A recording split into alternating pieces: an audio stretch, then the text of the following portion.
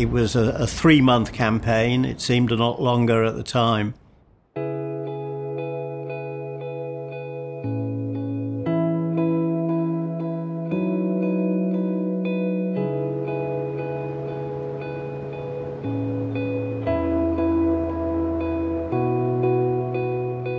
I was appointed as the Chief of Staff to the Tri-Service Commander.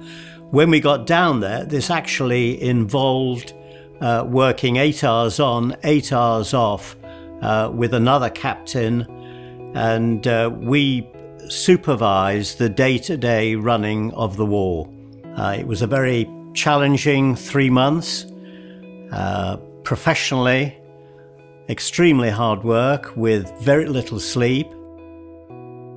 All my family were in the Navy. There were 6 men all over the world. When the Second War started, I had been in Hong Kong. My husband was in the Navy out there. He realized what was happening, and as I was pregnant, he sent me home. That was the last I saw of him for a year and a half. Queen Elizabeth gave a talk to the women of the country.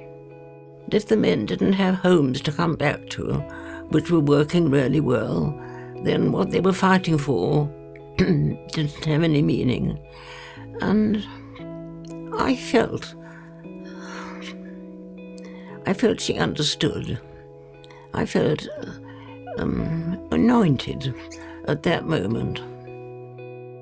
Whilst I was in Egypt, we went to Palestine. I was at an outpost at a school, about 5 or 6 of us. And every morning we used to go to a high point so that the signalers using heliograph could signal to the regiment what was going on and if everything was okay. Because it was Saturday morning, the officer said he'd take his men, and he went up to this point where I turned my truck around.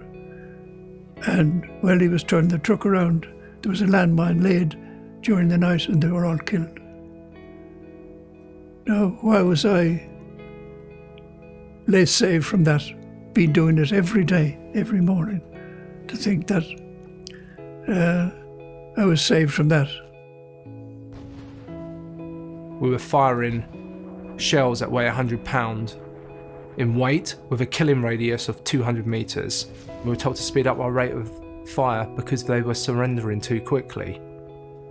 Not being a Christian in the war, using hate was very easy to me. To do the killing, you had to tap into a level of hate, which you don't realise the impact it has on you. Sometimes some of the images, the sounds, and the emotions, I would say probably that peaked about 3 years later for me. The waves were so high and a huge amount of thunder-like noises from the crashing of the waves, and that very much reminded me of the hymn "How Great Thou Art" when it talks about the mighty thunder. In my mind, going through those words and then thinking, despite all that's going on, God is great. I went down to the village hall where we ran a canteen for the soldiers. But then the difficulty was I had to walk home through the dark, and I was terrified of the dark. So I found that singing in the dark was something which was really helpful. Lead kindly light amid the encircling gloom. The night is dark and I am far from home. I certainly knew that, but the Lord was so gracious. And night after night he would walk me home. And I think it is in taking that decision that you will not go down the path of self-pity or fear, where faith begins to grow. God is very gracious.